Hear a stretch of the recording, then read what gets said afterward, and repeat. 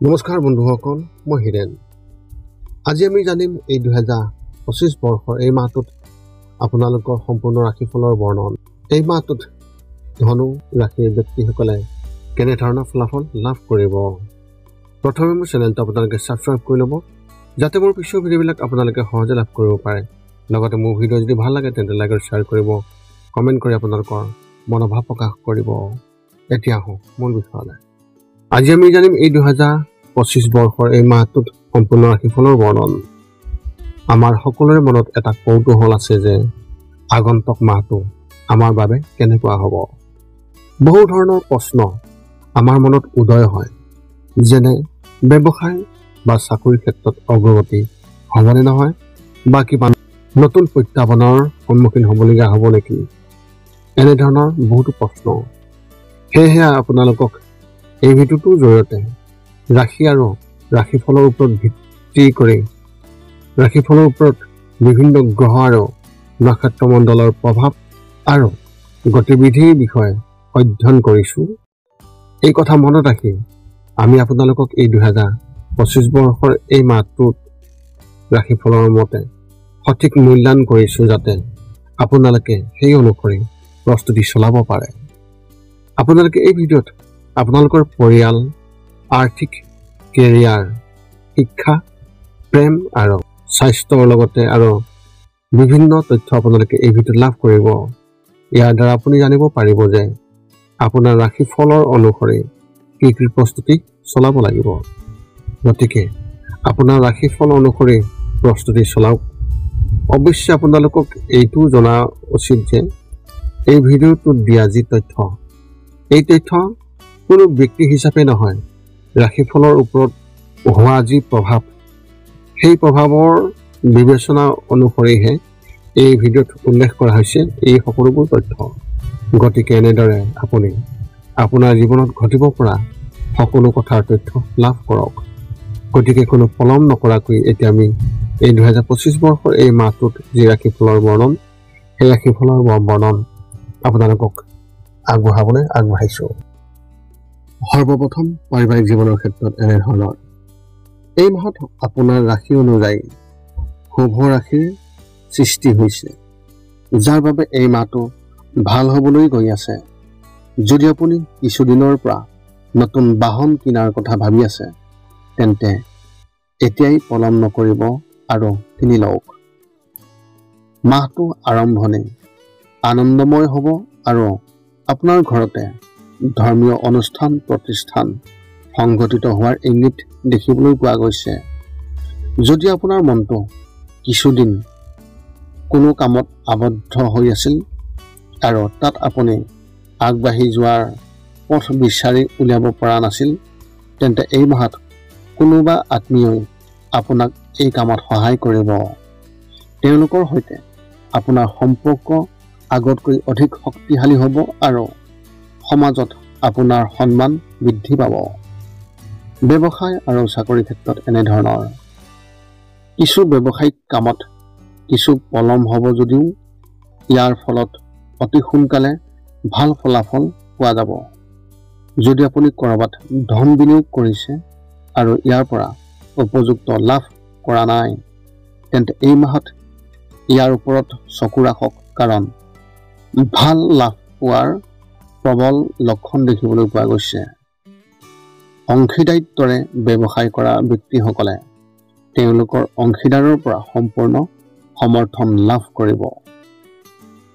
অৱশ্যে এই সময়ছোৱাত কিছুমান অনুষ্ঠান আহিব য'ত আপোনালোক দুয়োৰে মতামত বেলেগ বেলেগ হ'ব, কিন্তু অতি সোনকালে পাৰস্পৰিক বুজাবুজিৰ জৰিয়তে ইয়াৰ সমাধান হ'ব।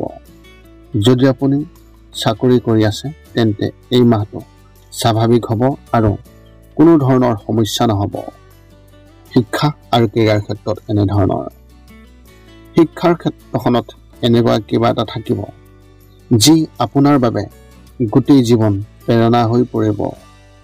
এই মাহত আপোনাৰ শিক্ষকসকলৰ সৈতে আপোনাৰ সম্পৰ্ক শক্তিশালী হ'ব আৰু তেওঁলোকৰ দৃষ্টিত আপুনি এজন খুবেই ভাল ছাত্ৰ হিচাপে পৰিচিত হ'ব। স্কুলত আপোনাৰ ছিনিয়ৰসকলৰ পৰা কিছুমান কথাই নিশ্চয় অশান্তি দিব, কিন্তু এই সমস্যা বেছি দিন নাথাকিব। যিকোনো পৰীক্ষা প্ৰস্তুতিৰ ব্যস্ত থাকিলে এই মাহত আৰু কিছু সময় ৰাহি কৰিব পাৰিব। সেই সময়খিনি আপুনি আন কামবোৰ কৰি কটাব পাৰে আৰু সেইবোৰৰ পৰা কিবা এটা শিকিবলৈ চেষ্টা কৰিব পাৰে। এই সকলোবোৰ ভৱিষ্যতে অতি উপযোগী হ'ব, গতিকে ইয়াত সঠিকভাৱে মনোনিৱেশ কৰক। প্ৰেমৰ ক্ষেত্ৰত এনেধৰণৰ, যদি আপুনি কাৰোবাক হৃদয়ৰ পৰা ভাল পায় তেন্তে এই মাহত তেনে কৰিবলৈ খৰখেদা নকৰিব আৰু একো কোৱাৰ পৰা বিৰত থাকক। প্ৰেমৰ সম্পৰ্কৰ বাবে এই মাহটো ইমান ভাল নহয়, গতিকে আপোনাৰ যিকোনো প্ৰচেষ্টাই ইতিমধ্যে কৰা কামটো নষ্ট কৰিব পাৰে। সম্পৰ্কত বাস কৰা ব্যক্তিসকলৰ সম্পৰ্কত উচ্চতা থাকিব। বিবাহিত জীৱন উপভোগ কৰা লোকসকলে নিজৰ সংগীৰ সৈতে ক'ৰবাত ওলাই যাব লাগে। যদি আপুনি কামৰ বাবে আপোনাৰ সংগীক কম সময় দিব পাৰে তেন্তে এই মাহত আপোনাৰ সংগীয়ে আপোনাৰ ওপৰত খং উঠিব পাৰে। গতিকে কিছু সময় উলিয়াই তেওঁলোকৰ লগত ক'ৰবাত ওলাই যাওক। স্বাস্থ্যৰ ক্ষেত্ৰত এনেধৰণৰ, যদি আপুনি থাইৰয়ডৰ সমস্যাত ভুগি আছে তেন্তে এই মাহত নিজৰ বিশেষ যত্ন লওক, কাৰণ সমস্যা বৃদ্ধি পাব পাৰে। চিকিৎসকৰ সৈতে যোগাযোগত থাকক আৰু নিয়মিতভাৱে সকলো পৰীক্ষা কৰি লওক যাতে পিছত কোনো সমস্যা নহয়। মাহৰ শেষত আপুনি হিটষ্ট্ৰ'কত আক্ৰান্ত হ'ব পাৰে বা গৰমৰ বাবে অস্বস্তি অনুভৱ কৰিব পাৰে। যদি আপুনি টোপনিৰ সমস্যাত পৰিছে তেন্তে কিছু সময়ৰ বাবে মনোনিৱেশ কৰক আৰু তাৰ পিছত শুই থকাৰ অভ্যাস গঢ়ি তোলক। ইয়াৰ ফলত আপোনাৰ টোপনি ভাল হ'ব আৰু লগতে ভাগৰ দূৰ হ'ব। আপোনাৰ এই মাহত শুভ সংখ্যা হিচাপে 9 আৰু শুভ ৰং হিচাপে আপুনি এই মাহত বগা ৰং ব্যৱহাৰ কৰিব পাৰে। ধনুৰাশি ব্যক্তিসকলৰ বাবে এক বিশেষ তথ্য, আপোনাৰ পৰিয়ালৰ কোনো আত্মীয়ই আপোনাক সহায় কৰিবলৈ চেষ্টা কৰিব, কিন্তু প্ৰথম অৱস্থাত আপুনি এই বিষয়ে গম নাপাব। এনে পৰিস্থিতিত যদি আপুনি আপোনাৰ আচৰণ ভাৰসাম্য ৰক্ষা কৰি সকলোৰে লগত কোমল আচৰণ কৰে তেন্তে আপুনি ভাল ফলাফল পাব। এতিয়া আপুনি সকলো তথ্য লাভ কৰাৰ পিছত এই 5টা কাম কৰিবলৈ আপুনি যিমান পাৰে চেষ্টা কৰক। সৰ্বপ্ৰথমটো হৈছে আপুনি আপোনাৰ শৰীৰটো সুস্থ কৰি ৰাখিবলৈ দৈনিক যোগাসন কৰক, য'ত মূলতঃ 10 মিনিটৰ বাবে ওমকাৰ মন্ত্ৰ, 10 মিনিটৰ বাবে কপালভাতি আৰু 10 মিনিটৰ বাবে অনুলোম বিলোম। ইয়াৰ লগে লগে আপোনাৰ শাৰীৰিক আৰু মানসিক স্বাস্থ্য একেবাৰে নিখুঁত হৈ থাকিব। 2 নম্বৰটো হৈছে ৰাতি শোৱাৰ আগতে নিস্তব্ধ আৰু নিৰ্জন ঠাইত 10 পৰা 20 মিনিট ধ্যান কৰিব লাগে। ইয়াৰ দ্বাৰা 2টা উপকাৰ পোৱা যায়। এটা হ'ল আপুনি ভাল টোপনি পাব আৰু দ্বিতীয়টো হৈছে পিছদিনা আপুনি সতেজ অনুভৱ কৰিব। ধ্যান কৰি থাকোঁতে মধ্যমীয়া শব্দৰ শান্ত সংগীতো আপুনি শুনিব পাৰে। 3 নম্বৰটো হৈছে প্ৰতি মঙ্গলবাৰে পুৱা নিশ্চয় হনুমান চালিচা পাঠ কৰক আৰু হনুমান মন্দিৰ দৰ্শন কৰক, নতুবা আপুনি বিষ্ণু মন্দিৰ দৰ্শন কৰক।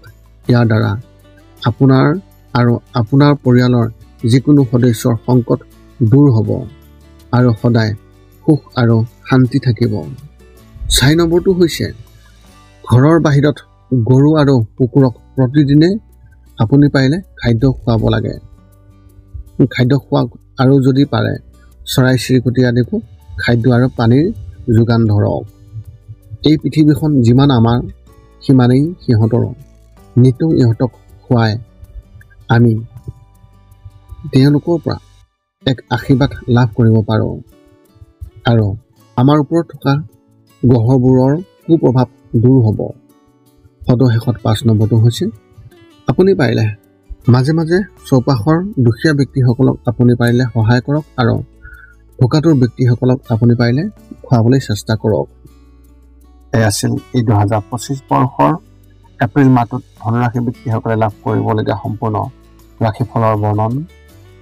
যদি আপোনাৰ মনত এতিয়াও জ্যোতিষ সম্বন্ধীয় কিবা প্ৰশ্ন আছে তেন্তে আমাক এই ভিডিঅ'ৰ তলত কমেণ্ট কৰি আমাক অৱগত কৰাওক আপোনাৰ প্ৰশ্ন, আৰু আমি আপোনাৰ প্ৰশ্নৰ উত্তৰ আমি সকলো সময়তে দিবলৈ আমি সকলো সময়তে সাজু আছোঁ। যদি মোৰ ভিডিঅ'টো ভাল লাগিল তেন্তে লাইক শ্বেয়াৰ কমেণ্ট কৰিব, চেনেলটো ছাবস্ক্ৰাইব কৰি থ'ব যাতে আমি পুনৰ লগ পাওঁ অন্য এটা ভিডিঅ'ত এই চেনেলৰ জৰিয়তে। পুনৰ লগ পাম অন্য এটা ভিডিঅ'ত। আজিলৈ ধন্যবাদ।